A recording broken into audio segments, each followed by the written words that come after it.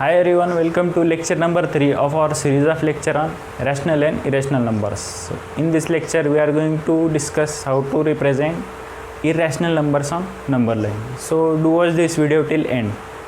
At the end of this video you will get complete idea of how to represent a irrational number on a number line. So before we begin, subscribe to our channel and also follow me on my Instagram ID. If you have any doubts, you can share me on Instagram. So let's begin. तो guys इस video में हम क्या सीखने वाले हैं, how to represent irrational numbers on number line. तो इस कंसेप्ट को समझाने के लिए मैं एक एग्जांपल की हेल्प लूँगा ताकि आपको अच्छे से उसकी अंडरस्टैंडिंग हो। अभी आपको पता है कि √2 इज़ एन इरेशनल नंबर, तो इस इरेशनल नंबर को रिप्रेजेंट कैसे करना है मैं आपको अभी बताऊंगा ताकि आपको समझ में आए कि इरेशनल नंबर को कैसे रिप्रेजेंट करते हैं नंबर लाइन पर। √2 को रिप्रेजेंट करने के लिए एक कंसेप्ट है पाइथागोरस थ्योरम, वो बहुत इम्पोर्टेंट है। उसे राइट एंगल ट्रायंगल में यूज़ किया जाता है। अभी देखिए, सपोज़ ये राइट एंगल ट्रायंगल है, ये सपोज़ हाइपोटेनस है, ये वन साइड है और ये अदर साइड है। पाइथागोरस थ्योरम क्या है, hypotenuse square is equal to one side square plus other side square. अभी अगर सपोज़ ये वन साइड का डायमेंशन कितना है, 1 यूनिट है, और ये अदर साइड का डायमेंशन कितना है, 1 यूनिट है, तो हमारा हाइपोटेनस कितना आएगा, 1 स्क्वायर प्लस 1 स्क्वायर। ये क्या बन जाएगा, 1 स्क्वायर 1 प्लस 1, ये क्या बन जाएगा 2। तो हाइपोटेनस कितना आएगा, √2। तो हमारा हाइपोटेनस √2 आया। कैसे आया आपको समझ में आएगा।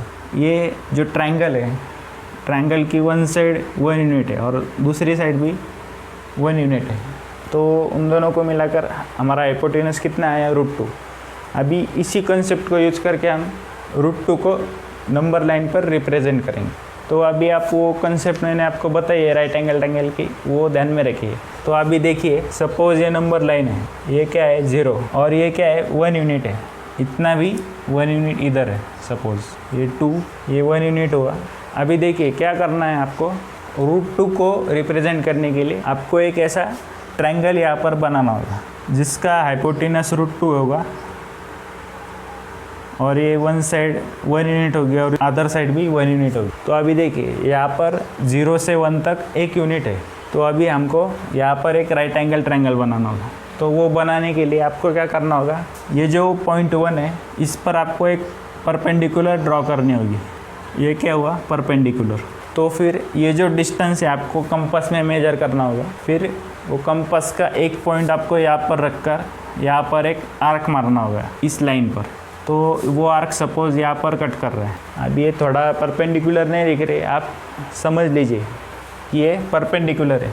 तो ये क्या हुआ, सपोज़ यहाँ पर हम O रिप्रेजेंट करेंगे। फिर O से 1 तक कितना है, OA, और यहाँ पर जो हमने डिस्टेंस लिया है यहाँ से यहाँ तक कितना होगा, सपोज़ BA। इस पॉइंट को हम B रिप्रेजेंट करेंगे। तो ये कितना हुआ, 1 यूनिट हुआ, और A से B तक कितना हुआ, 1 यूनिट। अभी देखिए ये 1 यूनिट हुआ, ये 1 यूनिट हुआ। अगर हम इन दोनों पॉइंट्स को ज्वाइन करेंगे तो हमें क्या मिलेगा, √2।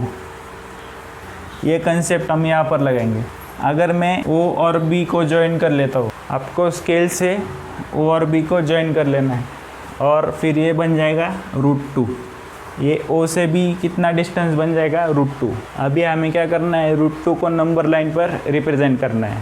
तो हम क्या करेंगे, आपका जो कंपास है उसका एक पॉइंट इस O पर रखेंगे और दूसरा पॉइंट जो है B पर रखेंगे। तो radius is equal to OB, ये लेकर आपको यहाँ पर एक आर्क खींचना है यहाँ से यहाँ तक। इस तरह से ये नंबर लाइन को कट करना है यहाँ पर। तो ये डिस्टेंस कितना है, अभी ये डिस्टेंस लेके हमने सर्कल का आर्क बनाया। तो ये डिस्टेंस अगर √2 है तो ये डिस्टेंस, ये जो पॉइंट कट कर रहा है यहाँ पर, उसे हम B' डिनोट करेंगे। तो अगर O से B का डिस्टेंस √2 है तो O से B' का डिस्टेंस भी √2 ही रहेगा। ये हुआ √2। तो इस तरह से हमने √2 को नंबर लाइन पर रिप्रेजेंट किया। Using concept of Pythagoras theorem. आशा करता हूँ ये आपको समझ में आया होगा। देखिए, अगर आप ये आर्क इस तरह से घुमाकर दूसरी साइड में लेंगे तो ये बन जाएगा -√2।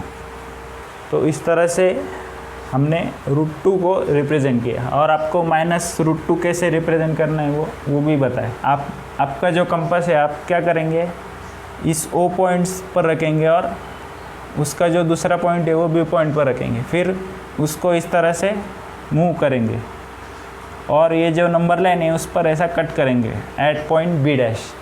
तो ये क्या बन गया, √2। अगर आप इस पॉइंट को ऐसा कंटिन्यू करते हैं और 0 की लेफ़्ट साइड में कट करते हैं तो वो पॉइंट बन जाएगा -√2। अभी फ़िलहाल आपको रिप्रेजेंट √2 ही करना था, तो आप √2 तो की इसको ध्यान में रखिए।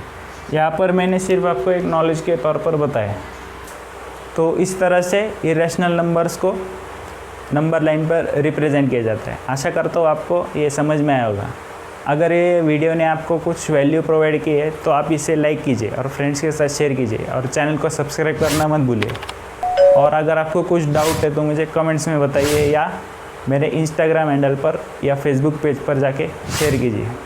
तो चलिए मिलते अब नेक्स्ट वीडियो में।